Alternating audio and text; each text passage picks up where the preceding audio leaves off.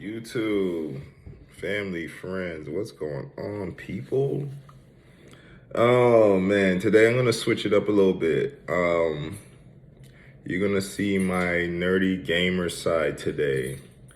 So apparently, rumor has it that there's going to be a new Killer Instinct to come out on the Xbox Series X. It's already been in development, and the cat just got let out the bag. First of all, that's some very exciting news. Second of all,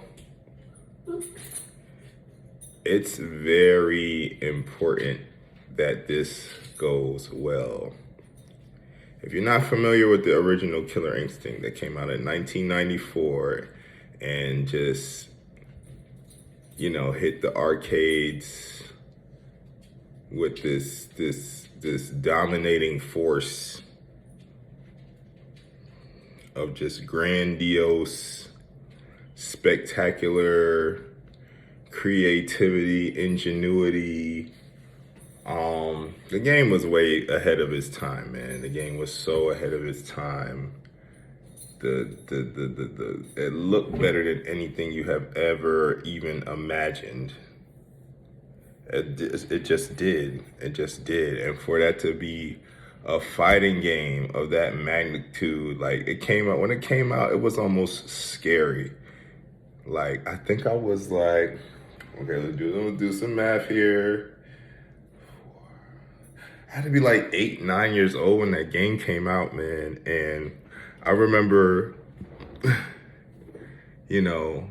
going to the arcades on the weekend, and I could only go on Saturday, Sunday. I couldn't go Friday. Only way I'd be able to go on Friday is if I finished my little math homework or whatever that the teacher was giving me, which I fucking hated math with a passion. But when that game came out and I first saw it, man, I jumped on that math homework just to be able to go and really just watch this game being played. Like, it was at this arcade in the mall when I first saw it. And, I'm a fighting game lover, so there was a lot of fighters out at that time. You had Mortal Kombat, Street Fighter, Samurai Showdown. You had all these like 2D fighters that were just kind of going crazy. And then like in the middle of the arcade, they had it on a big, huge screen arcade too. And it would be so many people crowded around the game. And I would just, my little ass just trying to peek over, see what's going on. I'm seeing like the craziest shit, like the most breathtaking special effects. Like I said, the best, hands down, best looking game out. Best looking game out.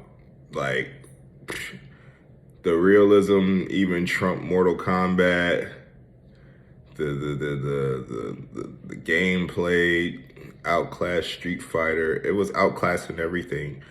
You would just see these like fireballs and stuff go across the screen and then impacting each other, and sparks flying, and it was loud, and the character renders was so good. I don't know, that's the best way I know to describe it.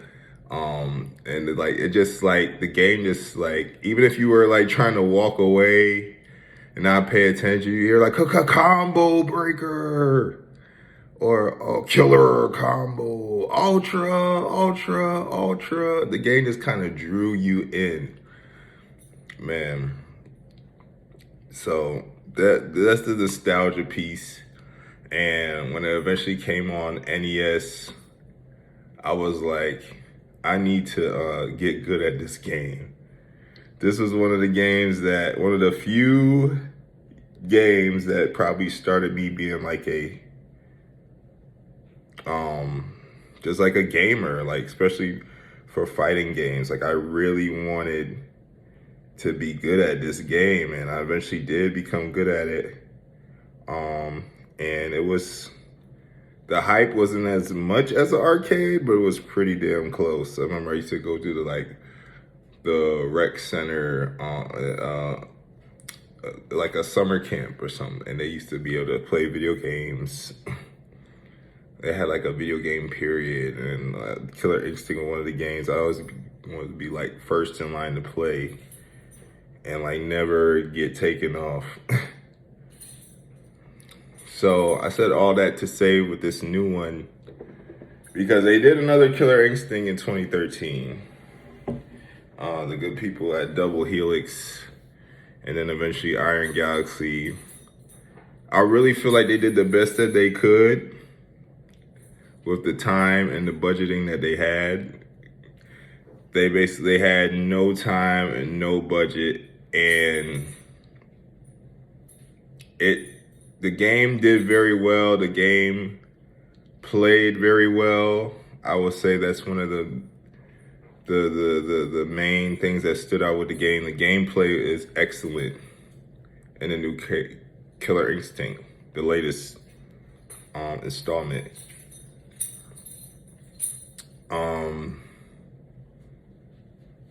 Also the online play. Before they had a rollback netcode or whatever, this used to be like the easiest game to get matchups, clean matchups in. Like you were just like, it was a lot of fun you could have with the game. But graphically and like some like fine-tuned pieces that just never really got there, showed just how limited this game was. And me being a fan of original game, I didn't like that. That took away from everything that the game stood for. And I really feel like a lot of the people that kind of never really played the first one and never had that experience in the arcade and on the SNES, and I'm not even going to talk about Killer Instinct 2 because there was very few improvements made in the second one. So we're going to just kind of bypass that. Like, they even took out the sound of the combos and stuff. Like, we're not doing that. But as far as the latest one is concerned, I just can't help but feel like a lot of people that just, like, that was the first and final Killer Instinct they played, I feel like they don't understand how much things were not put in there to make the Killer Instinct feel, to maintain that. Like, you talk about games like Mortal Kombat. Mortal Kombat has went from 1 all the way to 11 now. The consistency of how Mortal Kombat feels hasn't changed. There's been improvements. There's been changes overall. There's been all these things added to the game, but the essence of what the game is has not changed. I cannot honestly say that for Killer Instinct. I need that back. And the way you get that back is this game has to look ridiculously good. This game can't look like this is something we just put together. This was something that was supposed to be on the other system, on Xbox One, and I would just slapping it on Series X, because that's what happened with the last one. You know, when I found out, I was like, oh, no wonder. It's supposed to be a 360 game. There's almost no graphical changes put to this game. There's nothing visual. There's almost no visual improvements to this game. And it makes sense with the time frame that they have. Well, allegedly, Iron Galaxy and Double Helix are going to have nothing to do with this game, which a lot of people are worried about because of the foundation they lay. Like I said, the gameplay for the game was very good. Roster was decent. I'm not gonna nitpick the roster. Roster was good overall, just for like maybe a couple characters and guest characters I felt like were not needed. I don't think we need any of the guest characters, personally. The Aganos Rock thing, I wasn't really too pleased with him. Then you got the character Omen, which I was just like confused about. I did like Shadow Jago. I did like Mira. I did like Hisako. I did kind of like Sadira. Kanra. Those are solid new characters. And I just feel like the idea of guest characters is so,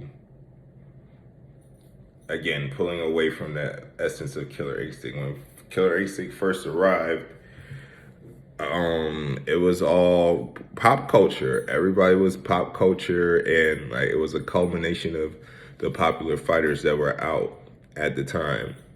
You had Jago, who literally, resembled the Mortal Kombat ninjas. You had characters like Orchid, who were basically, and Jago's gameplay, not for nothing, is a cross between them and like Ryu from Street Fighter. You had Orchid, who's like a combination of like, I don't know, Chun-Li and Jade from Mortal Kombat. You had like your tropes, like you have a werewolf, you have the cyborg Fulgore, who also reminiscent of the robots in Mortal Kombat. You have basically the Human Torch and Cinder, Spinal, Living Skeleton. We've seen that over ahead of time, over the years. Riptor, Jurassic Park was popular back then.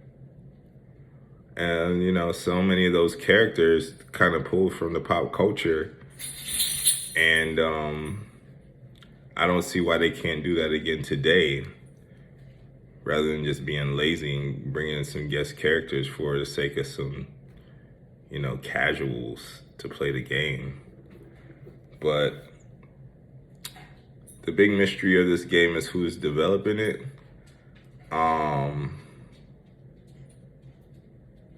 It's possible it could be like a new developer, or everything that all the obvious picks have been kind of shut down. NetherRealm apparently isn't having anything to do with it either. I would love, personally, just from what we've seen, I would love for the people that are making the Black Myth Wukong game to be highly involved with Killer Instinct. They seem to know a thing or two about wow factoring and blowing people away. And if you watch that first trailer, especially the first one for this specific character, and you see that giant werewolf, I could not help but think like, hello, Saberwolf. Like, that werewolf looks so good. Like, they did that so good. And just overall, everything that they're doing, the animation, the detail, the graphics on that game. Killer Instinct needs that type of attention to have the impact it once did. And that's all I'm saying. If they want to kind of stay in line with how the gameplay was with the last one, that's fine. Only thing I'll say about the gameplay, it's not fluid. I miss the fluidity of the first game, the combos, the transitioning, the ultras. Like, we need that back. It's very clunky in comparison to that. Like I said, all the gripes I have with it, I'ma just assume that's because of the time limit and the budget. We know how greatly that can affect a project. But going forward, they got to get this right, man. This is the game that can make you forget about Marvel versus Capcom 4. Where the hell is that at? All the other sequels that we are waiting for that we're never getting from Capcom probably. This can really take your mind off it if this is a success. So, yeah. I'm excited about this news. I hope it to God is true. I'm not scared about what a lot of these people that just played the 2013 version of, you know, Iron Galaxy and Double Helix not working on it. I mean, Killer Instinct, the first one, started with some new hungry developers that wanted to take risk and try something different. And I'm all with that. You know what I'm saying? Like, just put the passion into it, put the time into it, put the budget into it. And that's all I got. I can't wait. Cool. Like and subscribe.